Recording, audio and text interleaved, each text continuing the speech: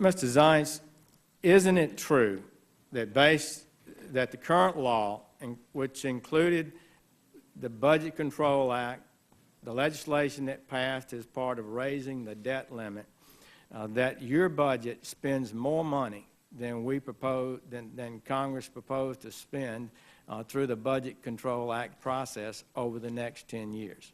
As I showed earlier, we have $5 trillion of deficit reduction. Do you propose to spend more money over the next 10 years than the Budget Control Act current law would cause us to spend? I think what we have is a much more honest baseline, a baseline that has SGR, AMT, not patched year over year, but extended through the period. You don't pay for the SGR, the doc fix. That's not paid for.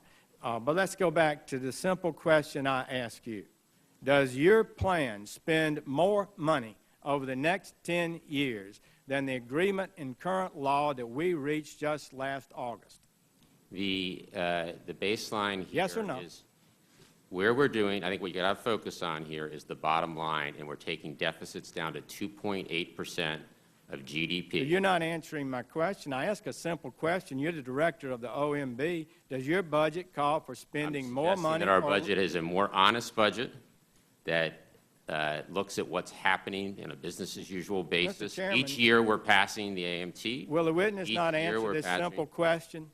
I just ask a simple question. It's a more accurate reflection of what we're going to spend. Will it spend more or less? It'll actually spend less money because of the deficit reduction that we have and a baseline that reflects the current policy. Because of deficit reduction that can only be assumed that's caused by increased taxes. But let's go back to that question.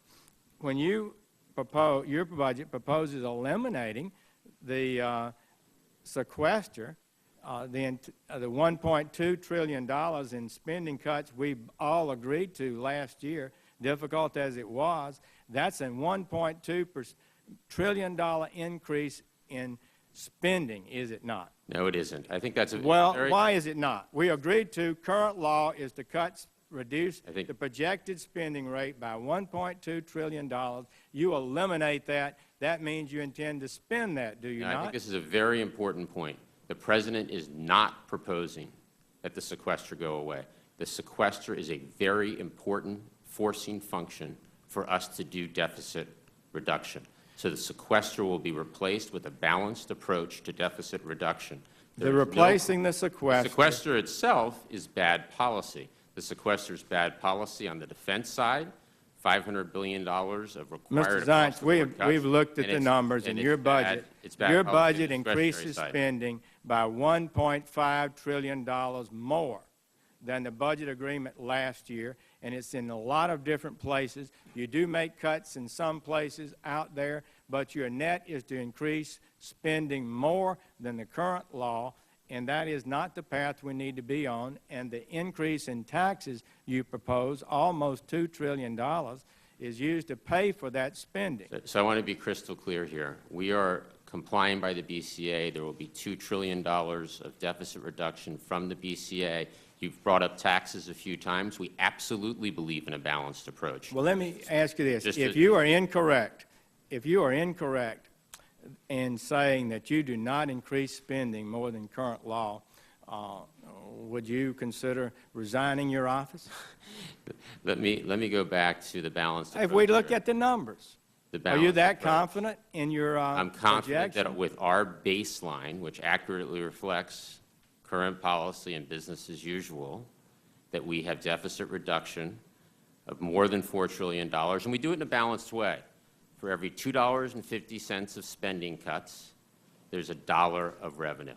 That's a good balanced approach. Mr. Zients, there is no spending cuts in this budget. This budget increases spending. Surely you know that. It increases taxes. So to say you cut $2.50 in spending for every dollar in tax increase is beyond the pale. Well, we have $360 billion of cuts from health care.